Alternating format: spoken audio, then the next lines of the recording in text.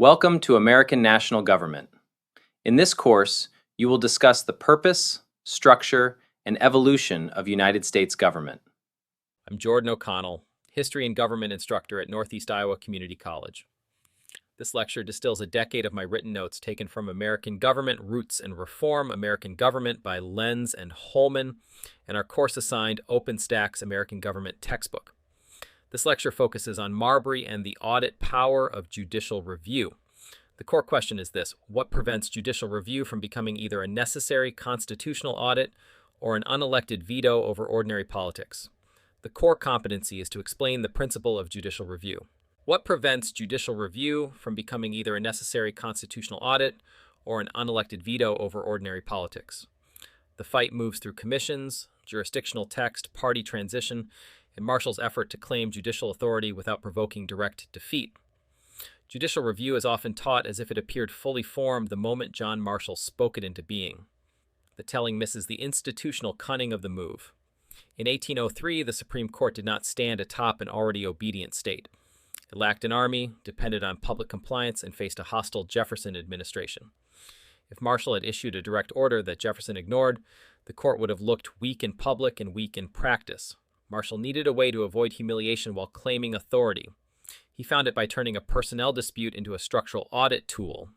Judicial review is the power to compare government action against the Constitution and to deny legal effect when the action conflicts with higher law. That definition sounds clean. The mechanism is the source of power. Courts do not float above politics, striking whatever they dislike. A case arrives, a plaintiff asks for relief, the court identifies the relevant constitutional rule, the statute or executive act under challenge, and the remedy requested. If the court finds a contradiction, it does not erase ink from a statute book by magic. It refuses to apply the invalid law in the case before it, and announces that lower courts and officials should treat the unconstitutional act as legally void. Judicial review is an audit function. Congress passes a statute. The president or an agency acts under that statute. A litigant challenges the act or the law. The court examines whether the challenged measure fits the Constitution. If it does not, the court blocks the government from using that measure as valid authority. That power can stop the machine without taking over the machine. It is negative power of the highest order. The civic problem follows immediately. Should unelected judges hold an audit power strong enough to stop laws backed by elected officials? Or does constitutional government require exactly that kind of check when the elected branches exceed their bounds? The 1800 election transferred national power from Federalists to Jeffersonian Republicans. Outgoing Federalists tried to preserve influence through late judicial appointments. John Adams signed commissions, including one for William Marbury, but some commissions were not delivered before Thomas Jefferson took office. Jefferson's Secretary of State, James Madison, refused to deliver Marbury's commission. Marbury then sought a writ of mandamus ordering delivery. This was not a minor office drama. It was a test of whether a new administration had to honor formal legal acts of the old one and whether the court could compel compliance from the executive branch. Marshall faced three bad options. He could order Madison to deliver the commission and risk defiance. He could deny Marbury altogether and appear timid. Or he could search for a doctrinal path that denied the immediate remedy while enlarging the court's future authority. Marshall chose the third route. He said Marbury had a right to the commission. He also said a legal remedy should exist when a right is violated. Then he turned to jurisdiction. The Judiciary Act provision Marbury relied on appeared to give the Supreme Court original jurisdiction to issue the writ. Marshall compared that statute to Article 3 and concluded Congress had expanded the court's original jurisdiction beyond constitutional limits. That move let him say two things at once. Marbury deserved the office, and the court lacked power to grant the requested writ in this posture. Here's the structural significance. Marshall transformed institutional weakness into constitutional command. By denying the writ, he avoided an order Jefferson could ignore. By declaring the conflicting statute unconstitutional, he announced that courts must follow the Constitution when ordinary law conflicts with it. The court lost the small battle and claimed a larger function. Alternative paths existed. Marshall could have narrowed the case on technical grounds without articulating a broad doctrine. He could have favored administration convenience over constitutional conflict. He could have pushed for executive compliance and gambled on authority he did not yet possess. He chose none of those because they either surrendered long-term judicial importance or risked direct institutional humiliation. The institutional order behind the case was already volatile. The Judiciary Act of 1801 created new judgeships in a last-minute Federalist effort to preserve influence after the election of 1800. Adams filled offices late, Marshall sealed commissions while still serving as Secretary of State, and some documents remained undelivered when Jefferson entered office in March 1801. Jefferson's camp saw the midnight appointments as partisan entrenchment. Federalists saw them as lawful exercises of an outgoing administration's power. Section 13 of the Judiciary Act of 1789 then supplied the statutory hook for Marbury's request, giving Marshall the opening to compare congressional text against Article 3's specification of original jurisdiction. The commission paperwork makes the case concrete. Marbury had been nominated, confirmed, and appointed, but the signed commission had not been delivered before Jefferson took office. Madison, as Secretary of State, became the official face of refusal. Marshall had to decide whether a legal right existed, whether a remedy existed, and whether the Supreme Court could issue that remedy under the statute Congress had written. Marshall was not writing into a vacuum. He was a Federalist Chief Justice in a hostile political environment. Jefferson wanted to prevent the judiciary from becoming a Federalist fortress after the electoral transition. Marbury wanted a job, but the larger actors wanted institutional advantage. The court needed authority without enforcement muscle. The administration needed room to govern without judicial command from a rival faction. That pressure explains why judicial review should be understood as strategy as well as doctrine. Marshall knew the court could not win a visible showdown with Jefferson in 1803, so he reframed the conflict. Instead of asking the executive to obey a direct judicial order, he asked whether Congress itself had written a statute inconsistent with Article 3. Once the issue became hierarchy of law, the court could announce a constitutional principle while avoiding a direct compliance test. The mechanism of striking down a law deserves careful attention here. Courts do not physically repeal statutes. Congress repeals.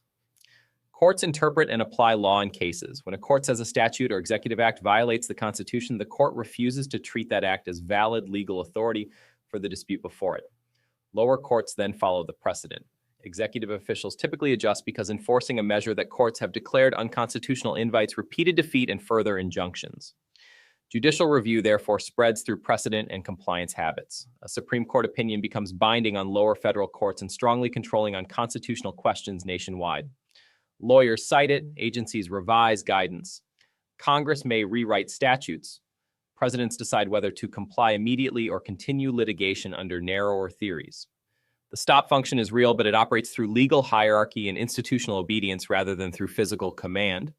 Remedy carries force here too.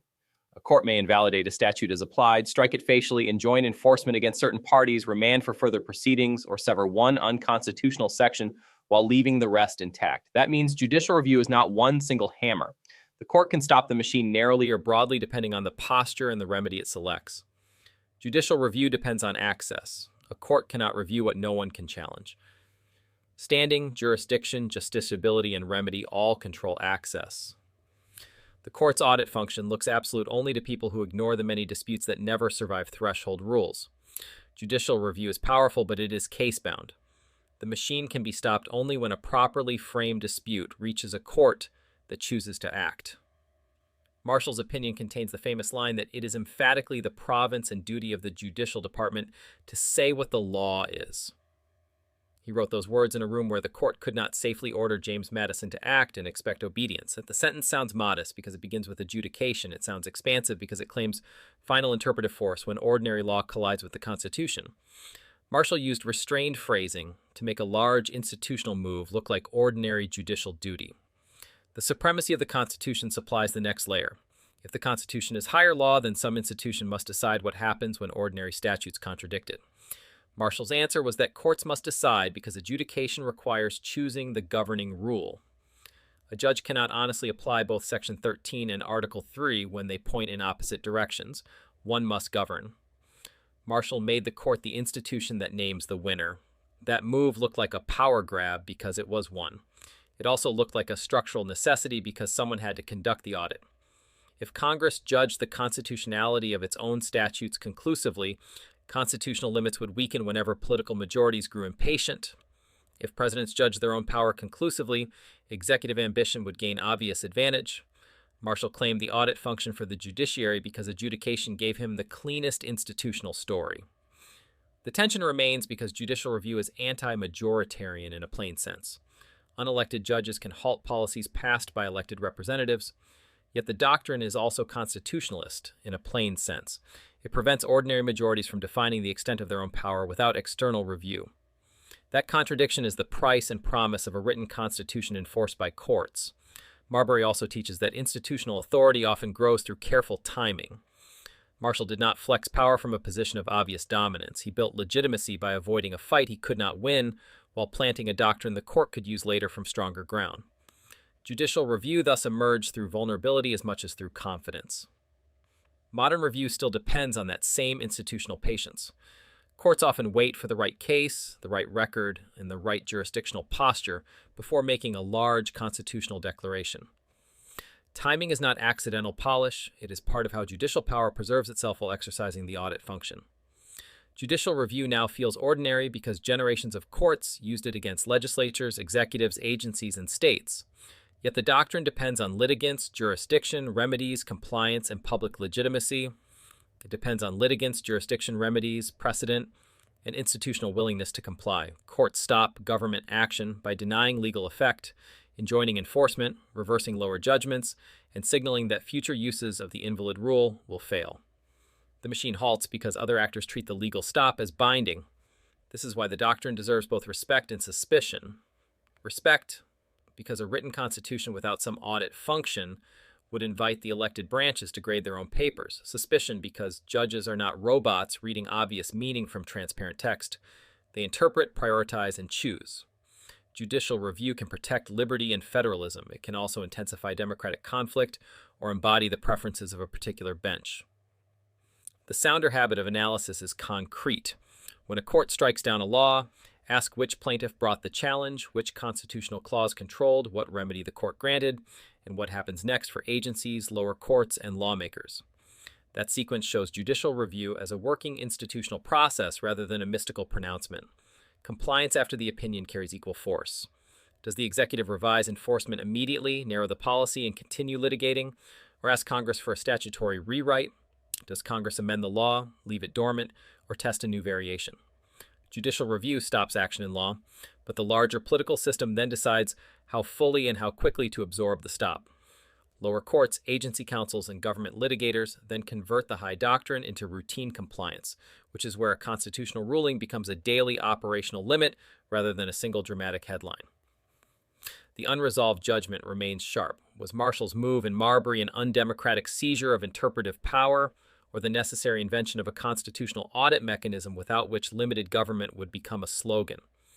The best answer may be that it was both. The court grabbed power and gave constitutional government a tool it now cannot easily surrender. The unresolved question is whether judicial review saves constitutional government or gives unelected judges the final usable veto. If you're curious how I'm using AI to build these lectures and reshape higher education, visit thelibertytolearn.com. I'll see you in class.